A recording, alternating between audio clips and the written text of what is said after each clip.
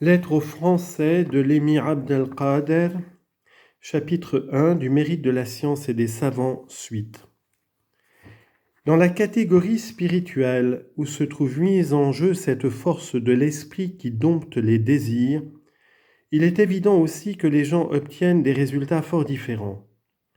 On pourra les classer en se fondant sur le critère suivant. La notion que possède l'un ou l'autre du dommage que peut causer le désir. Ainsi, le médecin peut défendre à un malade certains aliments nuisibles, alors que celui qui possède une qualité d'esprit égale à la sienne ne peut le faire s'il n'est pas médecin, même s'il sait que ces aliments ont généralement un effet nocif. Mais du fait que la science du médecin est plus complète en ce domaine, sa crainte de voir cette nourriture causer du tort au malade se trouvera d'autant plus fondée, d'autant plus forte. De même, la crainte est-elle un auxiliaire pour l'esprit, dans la mesure où elle lui permet de dompter plus facilement des désirs qui pourraient se révéler nuisibles. On ne saurait nier par ailleurs l'inégalité que cette faculté innée, dont nous avons dit qu'elle était la base de tout, introduit entre les hommes. Elle est comme une lumière qui éclaire l'homme et se lève à l'aurore de sa vie. Elle commence à paraître à l'âge de raison, au terme des 7 premières années. Puis elle ne cesse de croître et de s'intensifier progressivement jusqu'à ce qu'elle atteigne à son maximum vers l'âge de 40 ans. Oui, il en va d'elle comme de la lumière de l'aurore.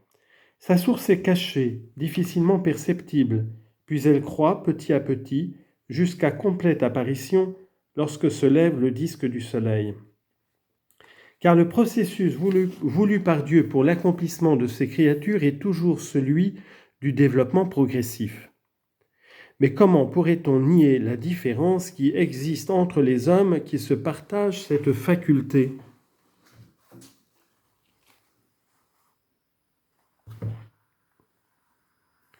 Faute d'une telle différenciation, les gens qui s'occupent de science ne pourraient assurément pas être classés par catégorie. Celle des esprits inertes qui ne comprennent après explication qu'au prix d'une longue fatigue du maître, celle des gens intelligents qui comprennent à la plus petite indication, enfin celle des parfaits qui saisissent les vérités sans qu'on ait à les leur enseigner.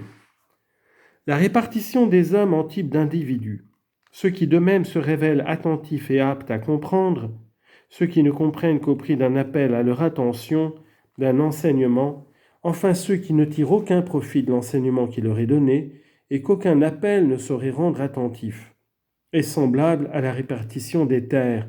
Il y a celle où l'eau se rassemble d'elle-même et jaillit avec assez de force pour alimenter des sources sans aucun secours extérieur. Celle qui a besoin d'être creusée pour que l'eau sourde au fond du puits, celle enfin qui ne donne rien, même si on la creuse, parce qu'elle est absolument sèche. Tout cela en raison des différences de qualité naturelle du sol. Ainsi en va-t-il de la différence qui existe entre les individus quant à la faculté innée de l'esprit dont ils sont dépositaires. Notion supplémentaire. L'esprit est l'une des 4 forces qui, lorsqu'elles sont bien proportionnées dans l'homme, le rendent parfait. Les 3 autres sont le courage, la tempérance et la justice. La force de l'esprit est cette qualité de l'individu qui lui permet de distinguer la vérité de l'erreur dans toutes les situations. La justice est la qualité qui lui donne le pouvoir de rester maître de la colère et du désir. Il leur laissera libre cours ou les contiendra au gré des exigences de son esprit. Le courage est cette direction que l'esprit impose à la colère.